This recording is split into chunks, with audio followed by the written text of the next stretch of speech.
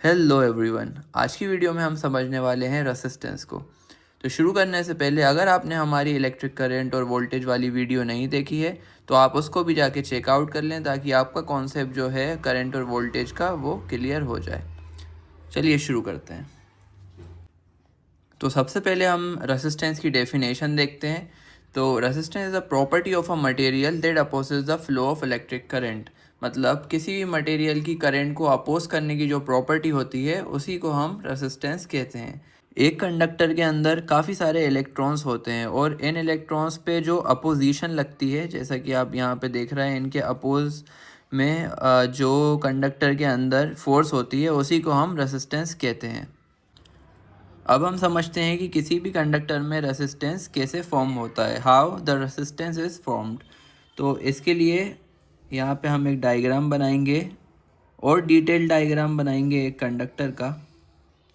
तो ये हम सभी को पता है कि एक कंडक्टर के अंदर या फिर किसी भी मटेरियल के अंदर छोटे छोटे एटम्स होते हैं और एटम से ही मिलके एक मटेरियल बनता है। तो इस कंडक्टर के अंदर भी काफ़ी सारे एटम्स होंगे लाइक दिस।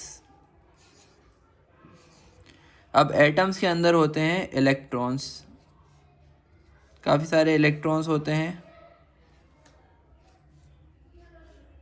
ओके, तो अगर आपको एटम्स और इलेक्ट्रॉन फ्लो अच्छे से समझना है तो आई स्ट्रांगली रिकमेंड कि आप इलेक्ट्रिक करंट वाली वीडियो चेकआउट करें। उसमें मैंने काफ़ी डिटेल में एटम्स को और इलेक्ट्रिक करंट के मूवमेंट को एक्सप्लेन किया है।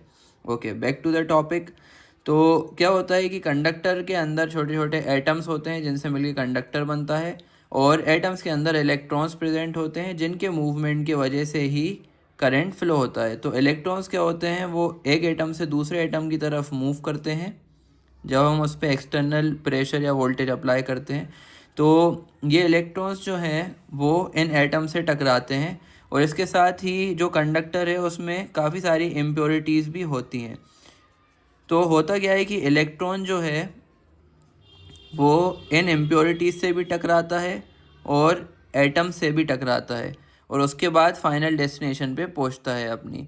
तो ये जो कोलिजन हो रहा है यहाँ पे इलेक्ट्रॉन्स का कंडक्टर के अंदर प्रेजेंट इम्प्योरिटीज़ और एटम से, इसी की वजह से रेसिस्टेंस हमारा प्रोड्यूस होता है। इसको अगर हम डेफिनेशन फॉर्म में लिखें तो इसको हम लिख सकते हैं कि resistance is the obstacle to current flow caused due to the collision of electrons with atoms and impurities within a conductor। तो होपफुली आपको समझ आया होगा कि रेसिस्टेंस कैसे प्रोड्यूस होता है actually with in a conductor. अब हम देखते हैं फैक्टर्स अफेक्टिंग द रेसिस्टेंस। तो इसे भी काफ़ी अच्छे से समझिएगा क्योंकि फैक्टर्स जो कि रेसिस्टेंस को अफेक्ट करते हैं इसके बारे में काफ़ी सारे एग्जाम्स में भी पूछा जाता है। तो देख लेते हैं कि क्या वो फैक्टर्स होते हैं। तो नंबर 1 होता है length, length of the conductor.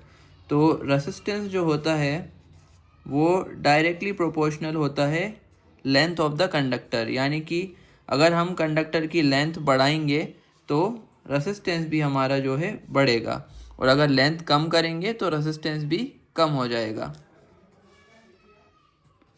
Number 2 है एरिया ऑफ कंडक्टर।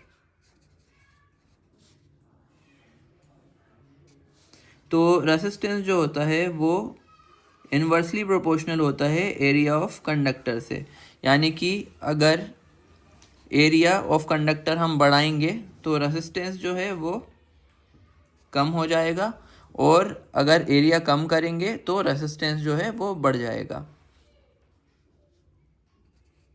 थर्ड है टेम्परेचर।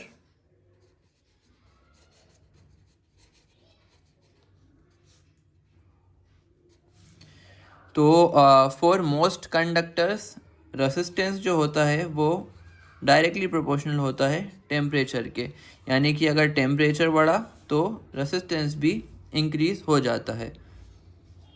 नंबर 4 है मटेरियल।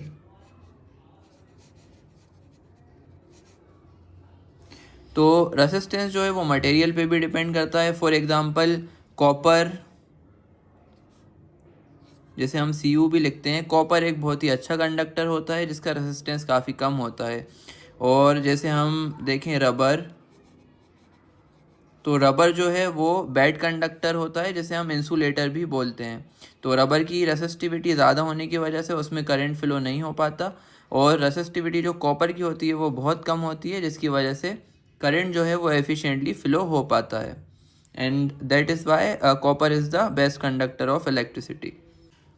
अब एसआई यूनिट अगर हम देखें रेसिस्टेंस की, तो एसआई यूनिट होती है रेसिस्टेंस की ओम, जिसको हम इस साइन से भी डिनोट करते हैं। तो अगर इस वीडियो को हम 3 लाइंस में समराइज करें तो resistance is the opposition to current flow, then it is caused by the collision inside a conductor, and it depends on the area, length, material and temperature. तो उम्मीद है आपको रेसिस्टेंस अच्छे से समझ आ गया होगा, डिटेल में समझ आ गया होगा इस वीडियो में। अगर आपको समझ आया तो make sure to like this video and subscribe to our channel for more of such content.